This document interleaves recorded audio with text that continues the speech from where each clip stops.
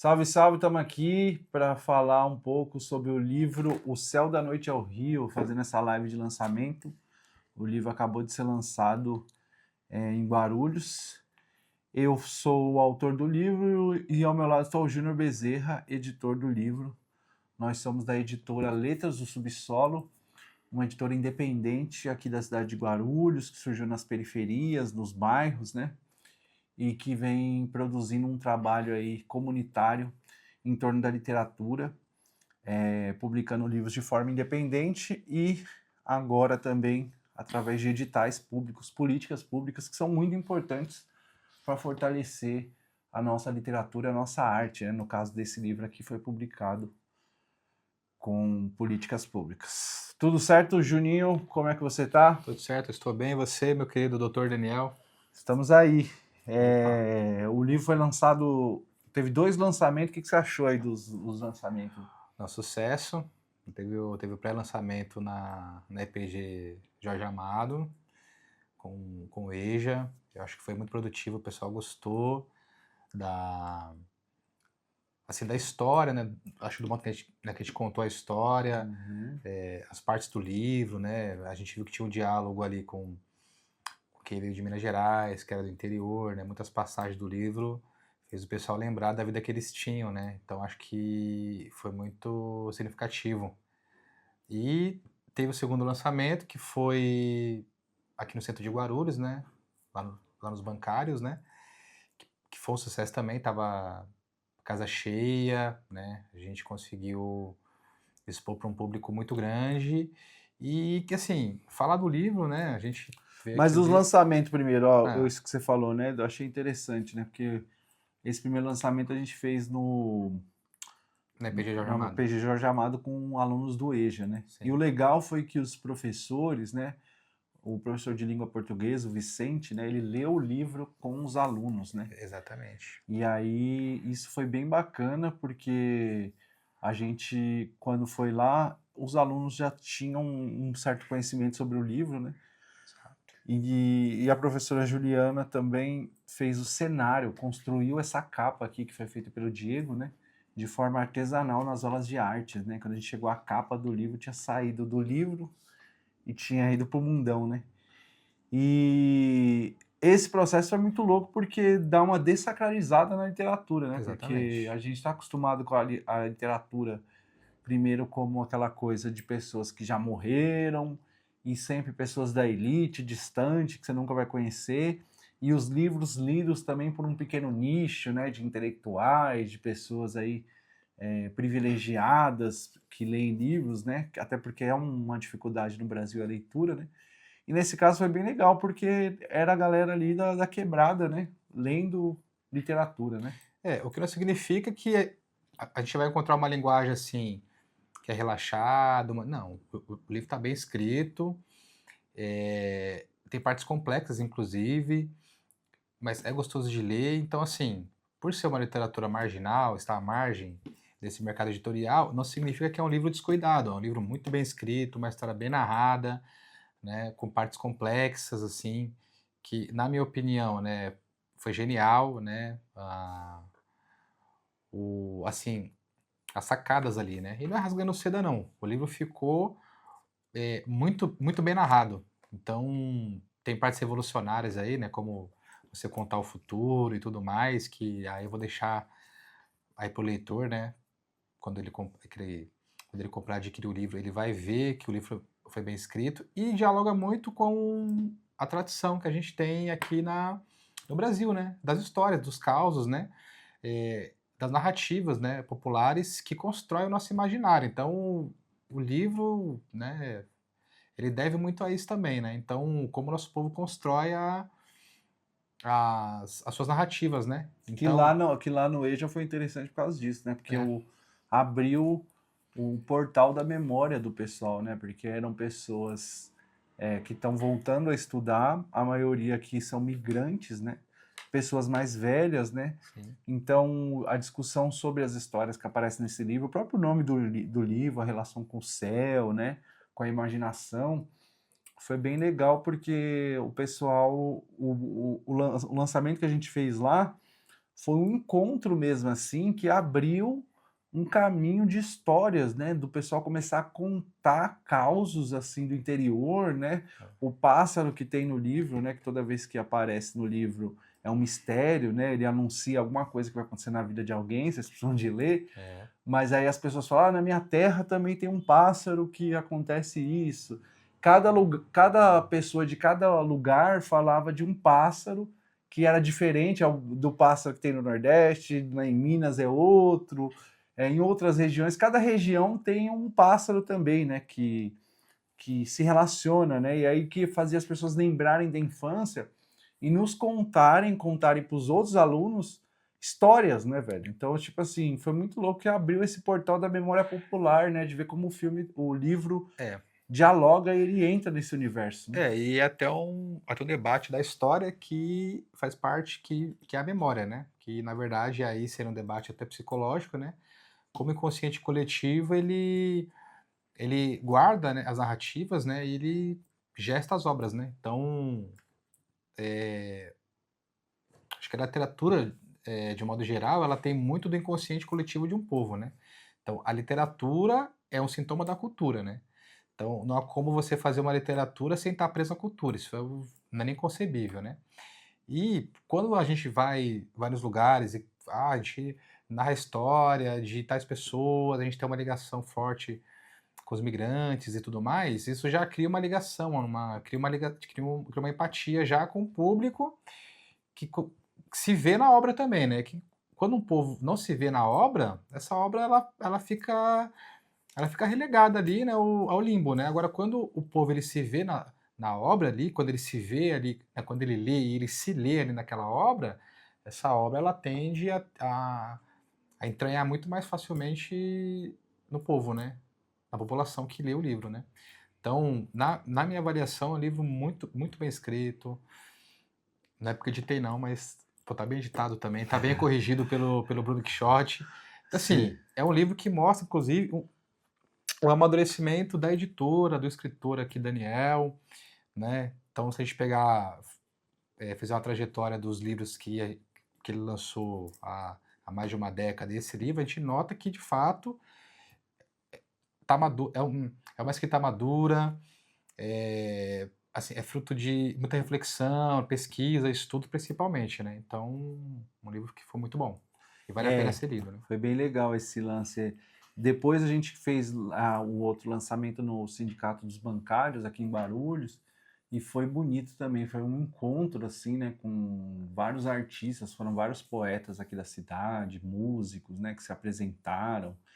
E houve uma troca muito legal, assim, do pessoal falando sobre o livro e falando sobre a questão da memória, né, que é uma questão que eu acho que está muito presente hoje em dia, né, e que afeta muito a gente, né, quando a gente está falando principalmente dessa memória popular, né, essa coisa desse mundo rápido que a gente vive, que a nossa memória está sendo muito afetada, né, a gente vive nessa correria, são imagens o tempo todo, né, e de repente você não tem tempo para parar, para escutar, né, para conversar, para contar histórias, né? Exato. Porque tudo tem que ser muito corrido, muito rápido, a mensagem ali de WhatsApp, que, enfim, a tecnologia é boa, mas também pode ser um problema nesse sentido de comunicação, né? E a ancestralidade, a nossa ancestralidade, as histórias que a gente ouvia, que a gente tem para contar, elas ficam às vezes perdidas, né? E quando a gente tem esses encontros através da palavra, né? Que eu acho muito bonito isso, não só lançar o livro.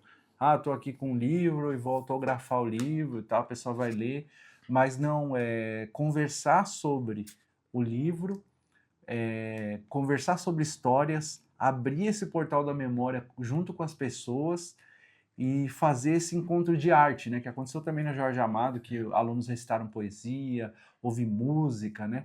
Então parece que o livro ele continua depois de escrito. Eu acho isso bem louco, assim, né? Assim, parece que você terminou de escrever o livro, tá pronto, tá encerrado. Não, o próprio lançamento, o modo como você lida com as pessoas, como você vai distribuir o livro, como você vai encontrar elas para lançar o livro parece que uma continuidade da obra, né? E assim, até falar do meu trabalho como professor do estado de São Paulo, né, de te dar aula de literatura, de gramática, mas eu foco muito mais na literatura. Eu até estava esses dias falando com os alunos que tem na África, né, tem a figura do griot, né, que é a pessoa que fica responsável por narrar as histórias, né? Acho que aqui, se fosse comparar, seria o papel do cacique, do pajé, não sei agora. Mas de como a escola seria um meio de continuação da literatura, né? Da cultura de um povo. Então, mal ou bem, na escola, a gente consegue trabalhar a literatura como parte da cultura, né? Então, todo o imaginário do povo, né, devia estar colocado no currículo também escolar, né? Enfim, por mais que tenha uma defasagem, mas quem dá aula no estado, ou enfim, na escola, acaba lendo muita literatura, né? Então, sei lá, às vezes você passa um conto ali pro aluno, ele vai escrever, aquilo ali é todo o imaginário do povo, né? Toda a cultura materializada. Então, esse livro, na verdade, ele seria um coletivo de histórias, né? Entre aspas, né? Então ele seria uma coletividade das histórias que se materializam. Então, o que o aluno faz na escola ali, que ele escreve ali o conto dele, ali, ou enfim, a história dele, é também a cultura, né? Então, é isso que constrói a literatura. Então, eu acho que a escrita também é uma prática, né? Quando você pratica a escrita ali diariamente, enfim, você acaba deixando uma obra, né? Você acaba gestando uma obra. Então, acho que essa prática também de a gente ouvir história principalmente, né? Que a gente não para mais para ouvir história, né? Mas ouvir história é o que gera a literatura. Então, você ouvir, né? Você sentar, parar para ouvir os nossos griots ou caciques, é o que também faz nascer a literatura, né? Então, esse diálogo que a gente tem né, com o público, quando a gente vai nas escolas, né, quando tem um público mais velho do IJA, que eles acabam se identificando com a obra, é porque em algum dado momento ali da infância deles, lá no Nordeste, Minas Gerais, enfim, outros lugares do país, eles pararam para ouvir histórias, né? E o que eu acho que está se perdendo um pouco, né? Esse parar para ouvir histórias, né? Então, tudo que está aqui poderia ser escrito por qualquer um que estava lá, né? Uhum. Inclusive, algumas pessoas escrevem, trouxeram coisas escritas, trazem, né? Porque a gente faz esse trabalho nas escolas direto, né? Também nos diálogos que a gente tem em nossos bairros, né? E a gente percebe que tem pessoas que escrevem também, que tem ali seus versos, suas coisas escondidinhas, né? Suas histórias, né? E, inclusive, os próprios processos que a gente faz, de alguma maneira, incentiva também, né? Um incentivo para essas pessoas. Eu acredito que o nosso trabalho, assim como de professores, como o Júnior falou, do próprio professor que leu esse livro com os alunos, né? Acaba sendo um incentivo, porque a literatura não é restrita a um pequeno grupo, né? Qualquer pessoa pode levar para o papel, né? Essas ideias, as suas histórias, todo mundo tem história para contar e criar, né? Porque também esse ato de escutar é um ato de criação, porque às vezes a gente também acha que vai pegar assim, vou pegar uma história real e vou trazer ela para o papel. Eu acho isso impossível, porque toda vez que você começa a trabalhar com a palavra, quando você, mesmo que você pegue uma história real, você começa a levar ela para dentro do papel, começa a escrever, você já começa a inventar. Inevitavelmente, você já vai começar a criar pela palavra. Você vai criar pela forma que você escreve, quais palavras você coloca, assim como um enredo. A nossa memória é meio que eu falo esse negócio que eu estava falando, do portal, né? Você abre um portal e você começa pô, essa história. Por isso que cada pessoa que conta uma história conta de uma maneira diferente. Porque ela coloca novos personagens, né? Ela coloca novas situações, né? Ela vai criando também junto com...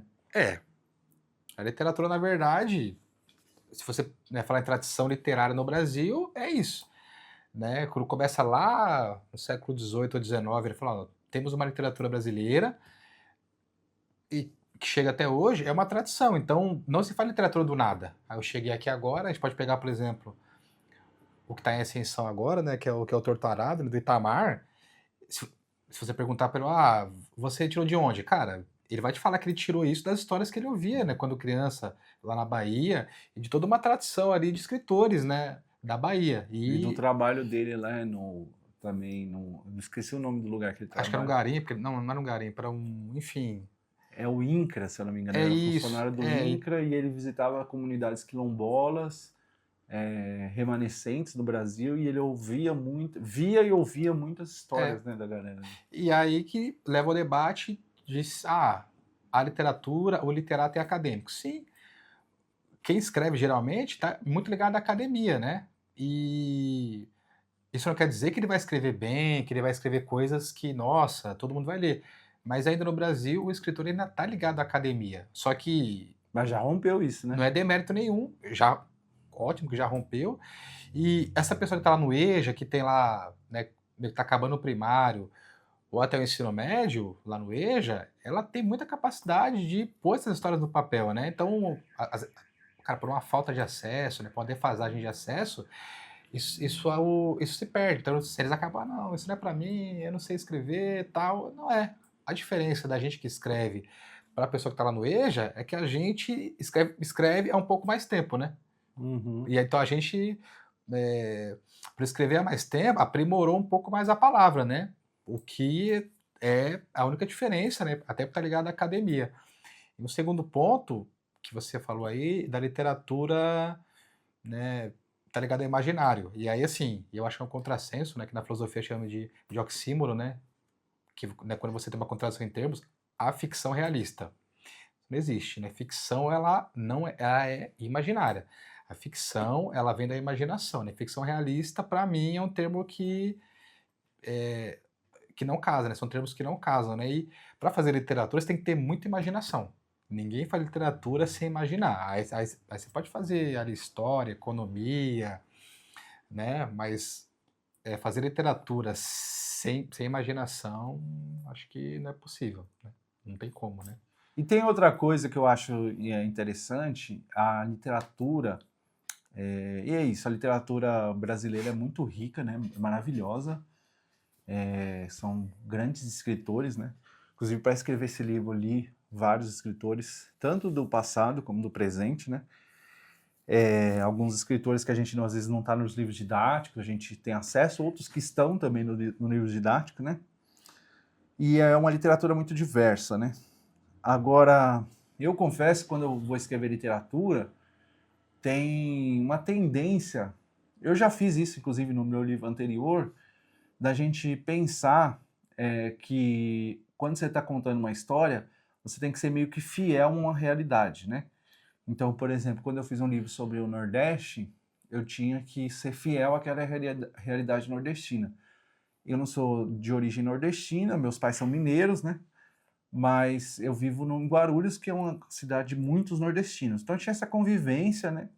Mas eu queria também falar lá, não só dos nordestinos aqui na cidade, né? Mas dos nordestinos lá, né? Então eu fiz uma pesquisa, entrevistei pessoas, né? Porque eu queria seguir os costumes, como que eram os costumes lá naquele lugar, como que as pessoas falavam, né? Eu queria colocar os termos dentro do livro, né? Então eu queria, de alguma forma, seguir essa realidade, né? Então eu acho que às vezes a gente fica pensando numa certa obrigação de estar ligado com a realidade, né? E eu vejo nesse livro, por exemplo, que eu acho que tem, é óbvio que tem realidade, né? Minha família é mineira, eu acho que esse livro é muito mineiro, embora o lugar é ficcional, né? E a gente vive numa cidade que as pessoas vieram da roça, da terra, tem uma parte de Guarulhos que é rural também. Então, assim, ninguém cria nada do nada, né? Que nem um filósofo que falava, né? Quando você sonha, sei lá, com um cavalo, uma pessoa, um ser metade cavalo, metade homem, esse ser não existe. Porém, a metade cavalo, metade homem, você tirou da realidade. Você juntou coisas... Quem foi Descartes que falou isso aí? Que são da... Não sei se a metáfora era exatamente... Fala a regra das cartas. O Descartes. Não sei se ele estava falando de ele estava falando de seres que a gente pode criar. Todo ser criado tem referência na realidade, óbvio. Só que, por outro lado, é isso. Por exemplo, eu falei, eu vou fazer um livro muito ligado com a terra, né? Nascido muito nessa tradição da terra, da oralidade e tal. Só que eu não sou da terra, não sou da roça. Então, se eu fosse me ligar à realidade, eu iria lá, embora eu tenha vivido um tempo, ultimamente tenho ido muito para Minas, tenho ido muito para a roça, isso me influenciou. Mas eu não sei, plantar. É óbvio, eu sou da cidade, eu tenho outras profissões que eu faço aqui que são mais urbanas, né? Eu não sei plantar, eu não sei como é que é o sistema do fogão a lenha, né? Eu lembro da minha avó fazendo isso, mas eu não cresci, eram viagens que a gente fazia para o interior, eu não cresci nesse meio, né? Como que você vai lá tirar o leite da vaca, como lida com os animais, essa relação com o rio, né? É uma relação menos próxima, né? Eu digo, para você falar dela, entrar nesse universo mesmo, em tese eu pensava que eu tinha que fazer uma pesquisa, né? Pesquisar esse universo a fundo. E eu decidi que eu não ia pesquisar esse universo da roça. Eu ia criar a roça que tem dentro de mim. Né? E não interessa se essa roça não batesse com a realidade. Se alguém falasse, isso daqui não tem nada a ver com a realidade, para mim não teria problema. Eu quis criar uma literatura da imaginação. E aí, quando eu abri esse portal da imaginação, né, como eu abri da memória, eu comecei a criar uma roça que não existia em nenhum lugar, na verdade. Porque tem imagens no livro, é um livro de realismo mágico, né? E eu comecei a abrir para a não realidade. Não só de fazer um livro que não está situado num lugar específico, né? Tipo assim, numa roça específica, mas situações que aconteceu no livro, por exemplo, que não acontecem na realidade, né? Então, só citando um exemplo, dando um spoiler, né? De plantações que saem das paredes, né? Porque uma hora a chuva vem tanto que uma personagem pega as plantas, coloca dentro de uma casa para proteger as plantas da chuva excessiva e as plantas começam a florescer pelas paredes da casa, acolhidas pela. Então eu falei tudo isso pensando assim, como é interessante também romper com essa literatura realista que às vezes parece que é muito forte na tradição brasileira, muito boa, né? Nos referencia, mas a gente também não ficar preso às vezes nessa coisa, eu tenho que seguir a realidade, eu tenho que narrar igual as pessoas daquele lugar falam, eu tenho que fazer uma roça igual as pessoas plantam, né? E aí tem a questão daquela frase, né? Literatura porque a vida não basta, né? Então, na verdade, a literatura, a arte, na verdade, ela produz mundos possíveis, né? Então, se você. E aí tem uma questão muito forte aqui que você sempre fala da questão da literatura marginal, da periferia, que tem morte, tem tiro, tem facada, cachaça. Isso também tem, né? Mas isso também não é só a periferia, né? Acho que isso aí é o micro do universo, né? Que aí, se você for parar para ler, é um leigo, um acadêmico, ele não. Que ele fala, isso é literatura marginal. Ele quer ver sangue escorrendo lá, ele quer ver tiro, ele quer ver facada. Aí você tem que explicar que isso aí é o que menos acontece no dia, né? Então, no dia a dia você tem ali pessoas que casam, levam o filho para a escola, vão trabalhar, né? Se reúnem na porta do bar, ficam na calçada, vão jogar bola, né? Então, o universo, assim, e aí eu tô falando da periferia, ele é muito mais amplo do que o universo do que a violência, né? Então tem esse estereótipo da literatura marginal como algo que tem que estar preso à realidade, você tem que falar, você precisa falar daquilo, que é isso que acontece, é desse jeito aqui, e está ligado à realidade. Aí eu volto a falar, por exemplo, se você pegar Vidas Secas, por exemplo, embora pareça um livro realista, é um livro idealista, né? Então ali o Graciliano Ramos, ele tá narrando de uma maneira lírica a vida do sertão, né? Então ali ele pega a parte poética da vida, embora ele tenha seca, tenha fome, mas o modo que ele narra isso é um modo muito bonito, que assim, te faz pensar, você aqui de São Paulo, aqui do Sul, né, como é chamado na época, como é a vida lá? Então a vida lá, para quem leu aqui, é aquela, né? E não é só aquela vida, né? Ele teve que idealizar para poder comover. Então, quando você é muito realista, você não comove. Agora, quando você idealiza, você comove muito mais. E aí é o que o Mano Brown fala lá sempre, né? Quando eles pegam aquele disco que ele lançou em 97, Sobrevivendo no Inferno, é um disco que ele nem gosta mais de ouvir, né? Porque é um disco que, cara, que respira a morte o tempo inteiro, né? Mas a periferia não era só aquilo, né? Aquilo era uma parte do dia, ou uma parte, sei lá, da semana ou do mês, né? Que aquilo acontecia. E você mostrar como isso é a constante, não tem como você ver uma constante de violência, né? Uhum. Então, ser literatura marginal não é ser literatura violenta, que fala né, só das mazelas. Não, ser literatura marginal no Brasil, você está à margem do mercado editorial, né? Você não está lá com os grandes da literatura, né, com os grandes do mercado editorial, você está à margem. Isso não significa que é uma literatura menor, né? E também você imaginar, não ser só um retrato da realidade, né? Enfim, eu acho que assim, cada um faz a literatura Que bem que bem quiser. entender, né? Eu não nem considero assim, também não fico muito, hoje eu não fico tão preso a essa ideia de literatura marginal. Eu acho que a gente É literatura, né? é literatura. É marginal, assim, a Marginal gente se marginaliza, né? Então, a gente é porque a literatura, gente né? está meio à margem do mercado editorial, né? Uma questão que a gente é uma editora pequena, a gente começou do zero, a gente queria só escrever, a gente tem que editar livro e tal, né? Então a gente está na margem desse mercado, né? A gente não é considerado, né, herdeiro, né, de uma, enfim, de uma condição que nos propiciasse ser o escritor, aquela figura. Tanto que a gente vai nos lugares e as pessoas acham que a gente é famoso. E falam, não, eu moro aqui no bairro, aqui do lado. A pessoa estranha, mas escritor não é aquele que mora num palácio, alguma coisa assim.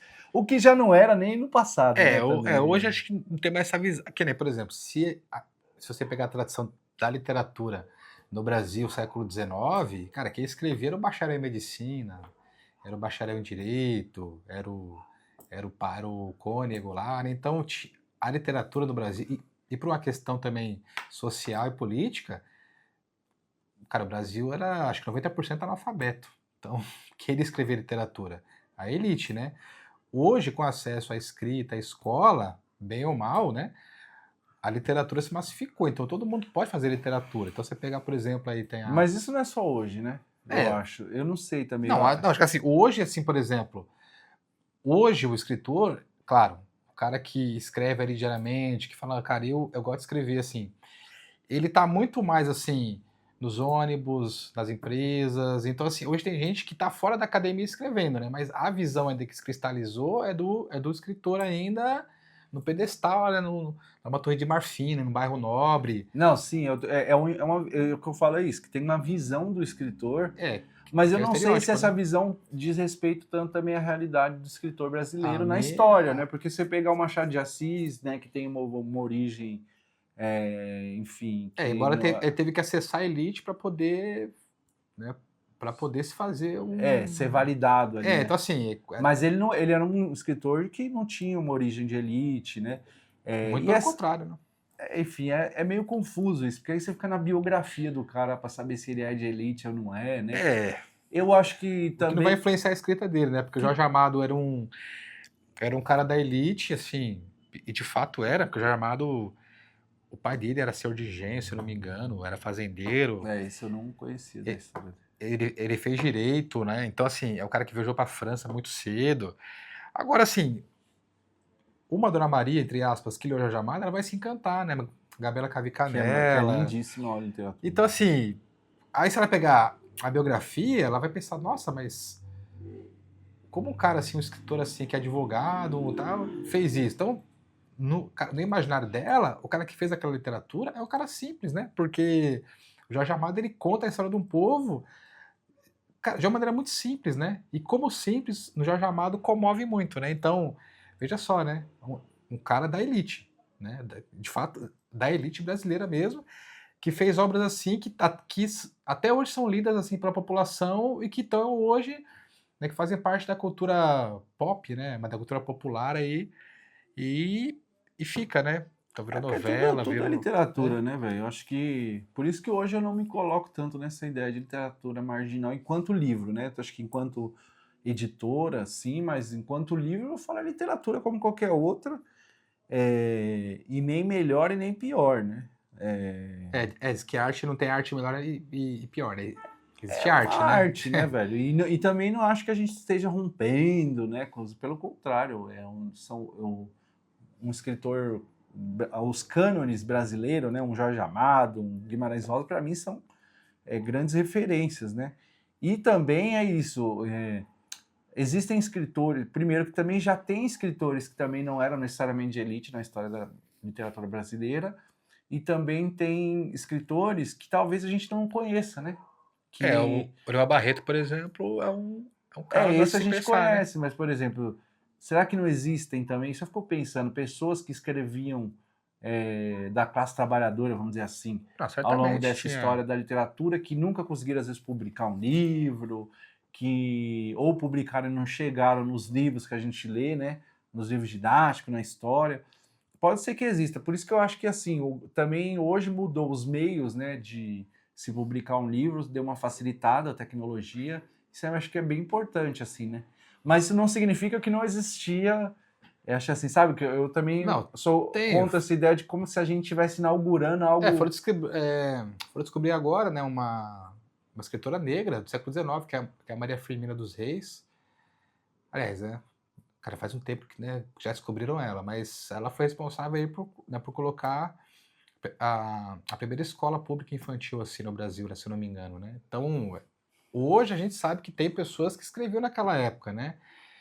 Que nem, até pouco tempo atrás o Gama era nota de rodapé, cara. Você, né, eu fiz curso de letras assim, tinha uns livros assim de literatura, né, que a gente tinha que ler, e aí ele via desde a literatura colonial, século XVII, XVIII, vai pelo XIX, então as grandes figuras da elite na literatura. E esses escritores aí, por exemplo, como Luiz Gama, era nota de rodapé. Então, tá o romantismo, tá a segunda geração romântica. Aí aqui embaixo vinha uma pequena menção assim. Então a gente sabe que muita gente ficou esquecida e ficou lá para trás, porque. E aí tem o corte de classe, de raça e tudo mais. Ficou esquecida, né? Mas Mas já existia, né? Por isso que eu só evidentemente tinha tendo. Porque pessoas. senão a gente às vezes se coloca como se a nossa época fosse, sabe, nós estamos inaugurando, nós estamos fazendo algo Não, novo. nada revolucionário. E nós. Sim, claro, é uma época nova, novos meios, mas também a gente tem que se referenciar lá atrás, né?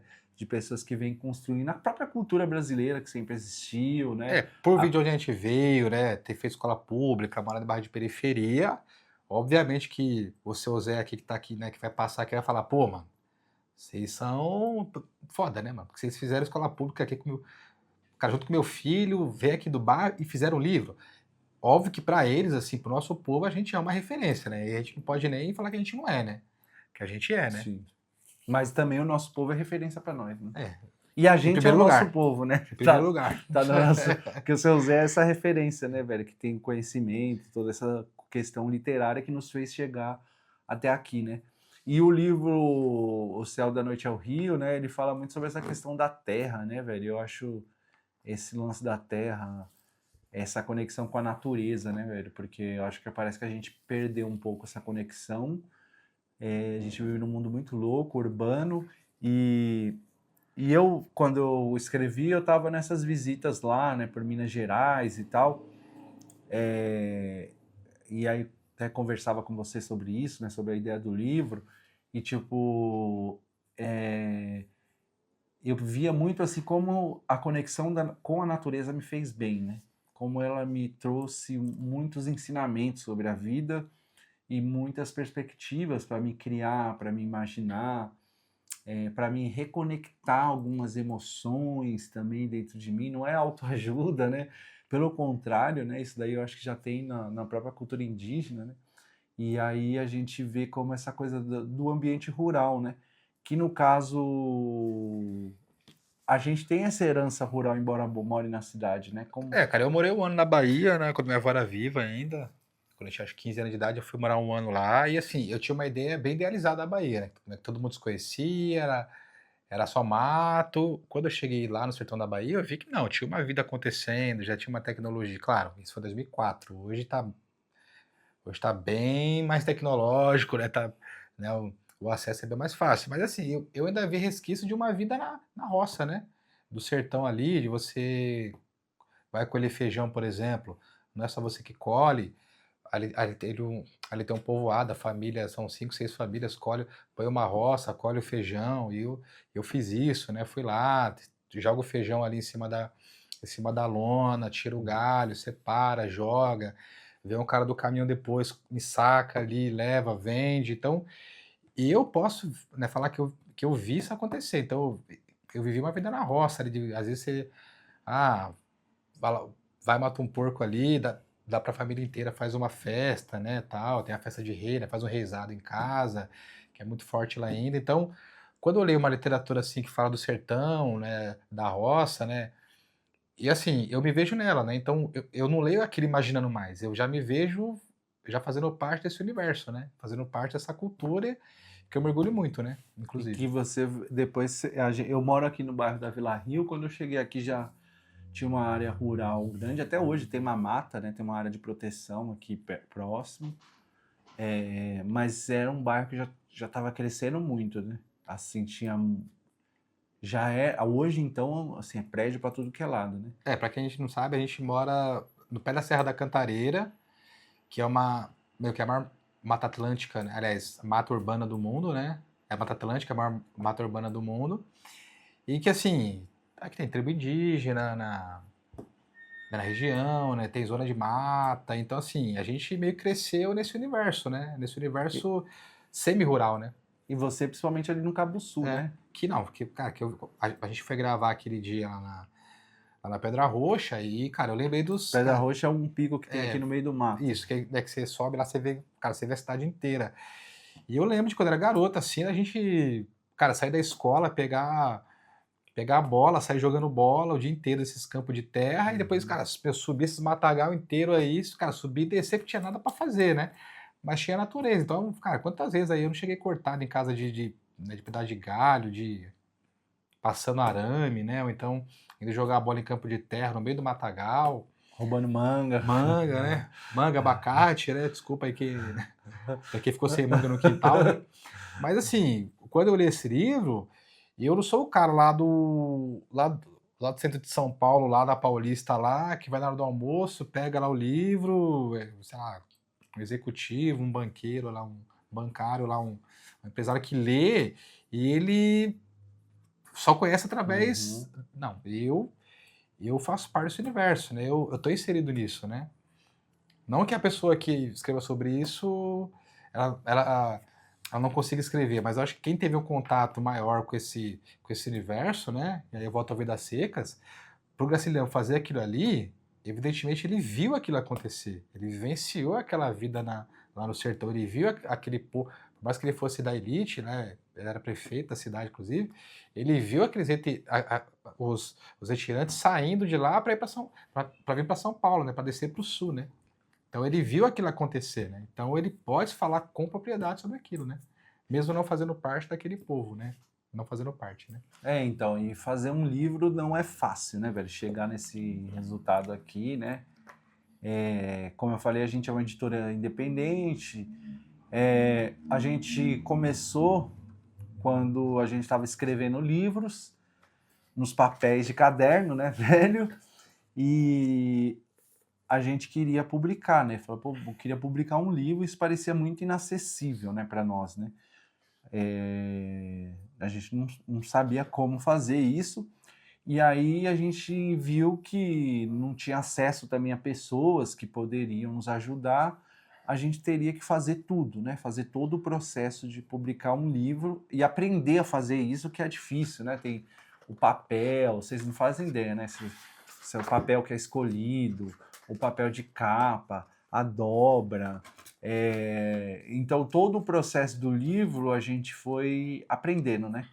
E aprendendo que, além do escritor, tinha esse trabalho que o Júnior fez, que é fundamental no processo de um livro, que é o trabalho do editor, né, velho? Então, não é só escrever, né? Você precisa de ter um editor ali que vai te guiar, na verdade, pelo processo da obra e que vai estar até o fim, inclusive, né?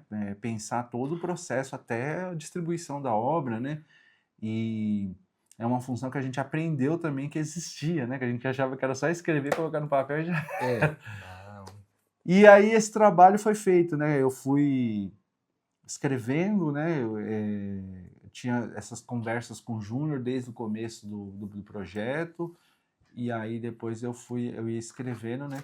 E como é que foi para você esse trabalho de editor, né? De fazer esse trabalho de, eu acho que o primeiro livro que você edita de prosa, né? Foi difícil. Foi dificílimo. Inclusive, assim, às vezes, o que eu tinha que fazer? Eu fiz letras e tal, há quase 15 anos. Bia, tinha coisa que eu tinha aqui na gramática. Cara, deixa eu ver isso aqui, cara. Cara, deixa eu ver essa regência verbal se tá certa, né? Sei lá. Deixa eu ver se vai essa preposição aqui. Então, eu tive que usar o que eu aprendi, né? Tive que empregar o que eu aprendi lá no curso de letras no livro, né? Então, assim, cara, foi a primeira vez que eu uso de fato, assim, fora do universo da escola, assim, o meu conhecimento acadêmico para poder editar, né? Um livro, né? Então, cara, foi muito novo para mim, foi difícil fazer, né?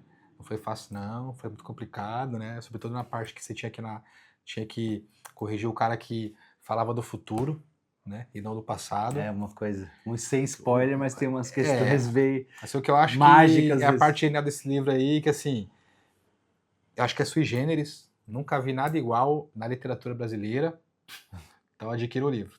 É um personagem que ele só fala com verbos no futuro. E ele é contador de história, né? Então ele conta a história no futuro. Ele nunca fala o que aconteceu. Ele fala, acontecerá.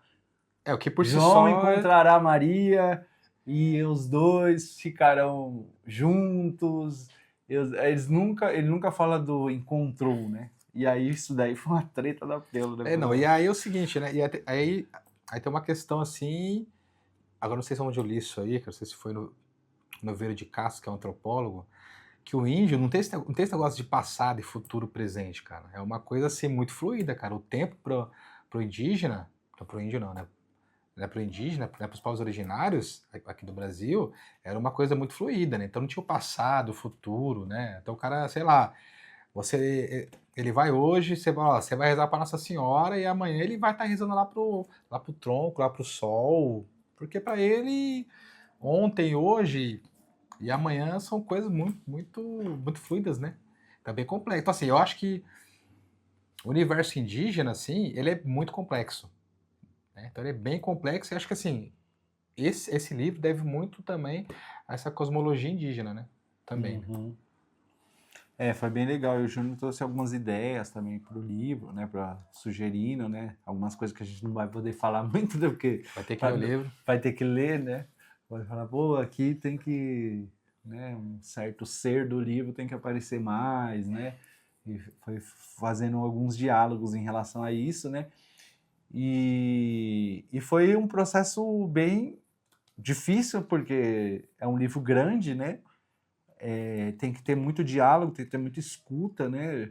Imagina você estar criando uma obra e você ter uma pessoa ali. Teve o Bruno, aliás, agradecendo também as pessoas que estavam nesse processo, né? O Bruno Quixote, que lá de Minas, né? Com quem eu tenho uma convivência literária muito forte, que escreve histórias, me inspirou muito, assim, porque ele sai lá ele anda muito lá pelas ruas de Minas, né? E aí ele ouve muitas histórias, ele escreve sobre isso, né? E eu comecei a frequentar muito ali a casa dele, né? E aquele ambiente de Minas, dos causos mineiros, né? Que ele trazia, que também eu convivendo com a galera ali é muito forte, né? Então foi muito legal. Ele também nos ajudou muito nesse processo de revisão, né? O Diego, né? Que fez a capa do livro, né? Que é uma capa também, acho muito bonita, que criou isso, né? Que é um processo também que a gente conversou muito, né? Processo, uma arte mesmo, né? Que a pessoa faz, né? Uma pintura. E também diagramou o livro também, né? De uma maneira, com a letra, né? Que a gente buscou, né? O Renato que fez o audiolivro, né? Enfim, são muitas pessoas, pra você ver como o processo de um livro é extremamente trabalhoso, né? Precisa de fazer muita coisa, além da escrita, porque criar o livro já é uma treta, né, velho? É um processo longo, que exige, né? A gente tinha até um cronograma para fazer, estendemos esse cronograma, né, para fazer, porque ele foi feito com um edital, então a gente tinha um cronograma para cumprir, a gente estendeu porque a gente viu que precisava, né, porque é algo que ia melhorar o livro, né? A gente descobriu no processo do livro muitas coisas interessantes que a gente não esperava, né? E que aí a gente foi talhando ali, né? Fazendo um trabalho bem detalhado para chegar nesse resultado final, né? E o livro tá aí pro mundão, né? Essa história que se passa na Terra, que é muita imaginação, e que conecta muito com essas raízes do povo brasileiro, né? E com os causos populares, as sabedorias, né? Que você falou da cosmologia indígena, né? Sim. Tem essa coisa da cosmologia indígena, tem também as várias raízes do povo brasileiro, né? Porque também é isso, nós somos um povo que tem várias origens, né? Então, a gente é influenciado por essas origens, né? Por essa miscigenação, essa mistura, que também é cristã, que também é negra, né? Eu acho que isso tudo está de alguma forma no livro, né? O livro que... Porque a religião do livro é uma religião do livro, né? Não tem, assim, uma religião definida. É isso que eu acho legal nesse livro. O lugar que ele se passa é um lugar imaginário, que tem um nome imaginário, a religião dele é uma religião imaginária, a terra é imaginária, tudo. Porque assim, cara, hoje vai dialogar com muita gente, por exemplo, aqui no Brasil, que acho que é algo muito nosso, né? Não sei, às vezes o cara vai à igreja católica, depois vai no terreiro, ou na evangélica, ou tem lá, vai no, né, tem mais de um Buda em casa, né? Então, assim, não é tão distante também do que acontece hoje, né? Dessa polirreligião, né? Mas é algo único, né? É algo que está no livro aqui, né? É algo que foi criado para o livro, né? Sim.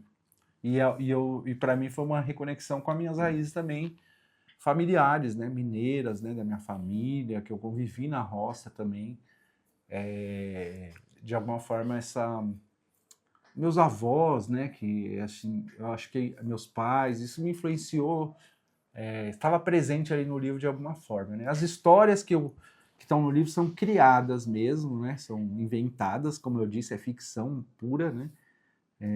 Mas a atmosfera do livro, né? O ambiente é influenciado por várias vertentes aí, né? Tanto daqui do bairro, que a gente falou, da nossa época de moleque aqui, dessa relação com a natureza, dessa migração aqui, que também é de muitas pessoas que veio do ambiente rural, da minha família mineira, das minhas origens, de quando eu ia para a roça, da minha convivência agora indo para Minas, né, e também convivendo na roça, convivendo no interior mineiro. Então isso vai juntando tudo, vai criando uma atmosfera desse ambiente rural, esse ambiente de conexão com a natureza, e aí depois a gente vai criar, né? Fala assim, agora estar livre para criar, né? Fala assim, estou livre para Exatamente. navegar onde eu quiser. Então é isso, gente. O livro Céu da Noite é o Rio, né? Porque tem essa metáfora, porque é a imaginação, né? E os personagens no livro, em algum momento, eles se acham pelo rio, né? O céu, isso desde os antigos, né? De alguma maneira, os movimentos dos astros é uma maneira da gente se localizar no mundo, no universo, né? E os personagens, eles olham para olhar onde eles estão, né? E para olhar também o que eles estão vivendo, para se encontrarem tanto no geograficamente como internamente. Eles olham para os astros, e os astros, não diretamente para os astros, mas para os astros refletidos no rio. Porque no rio, o rio é uma metáfora, o rio é como se fosse a vida, né? Que vai por vários lugares, né? Ele tem curvas, ele tem momentos mais calmos, ele tem momentos mais agitados, né? E ele carrega muitas histórias, né? O rio. Então, eles preferem olhar os astros para o rio, porque o rio está cheio de palavras, de alguma maneira, né? Está cheio de histórias. E também eles mergulham no rio para movimentar esses astros, que é uma coisa que vem da imaginação, né? Para movimentar o sentido, né? O fluxo da vida, né? O fluxo do universo, ao mergulhar dentro do rio, porque no rio estão refletidos a lua, as estrelas, né? Isso é uma imagem que às vezes você consegue ver no interior, quando a água está mais parada, você consegue ver os astros refletidos no rio, né? Então tem essa relação, né, do personagem mergulhar dentro do rio, é como se ele estivesse mergulhando no universo. Isso está relacionado com a imaginação, né, com a nossa perspectiva de imaginar e de ir além, né? O livro pode ser adquirido no site editoraletrasdosubsolo.com.br e a gente vai fortalecendo essa literatura independente. A gente já tem 11 livros publicados, o Júnior já publicou livro, poesia, filosofia. A gente tem outros escritores aqui no nosso grupo editorial, né? E a gente vai fazendo esse trabalho. Então, assim, é entrar em contato com uma história bacana e, ao mesmo tempo, também, se adquirindo o livro, você fortalece o nosso trabalho, né? Porque todo o recurso nosso com venda de livro, a gente investe em mais livros, né? Para que a gente consiga ampliar cada vez mais. Algo a dizer aí para finalizar? Só isso. Sucesso ao escritor Daniel Neves. E ao editor Júnior Bezerra. E é isso aí. Se inscreva no canal, ative o sininho. Estamos no Instagram, @Letra do Subsolo. Estamos no Facebook. Fizemos muitos vídeos, temos muitas publicações também, temos séries, né? A gente trabalha com audiovisual. Então, também é uma maneira de fortalecer, entrar em contato aí pela internet e nos encontrem, principalmente, que eu acho que é o mais importante de tudo, é encontrar as pessoas no mundo real, né? Exatamente. Essa troca. Sair da tela. Sair um pouco da tela e ir pra vida, né? Que foi o mais maravilhoso nesse livro, foi esses encontros que a gente fez e continua fazendo com as pessoas, né? Encontrando-as, trocando histórias, conversando, né? E abrindo esse portal aí da invenção literária. Tamo junto.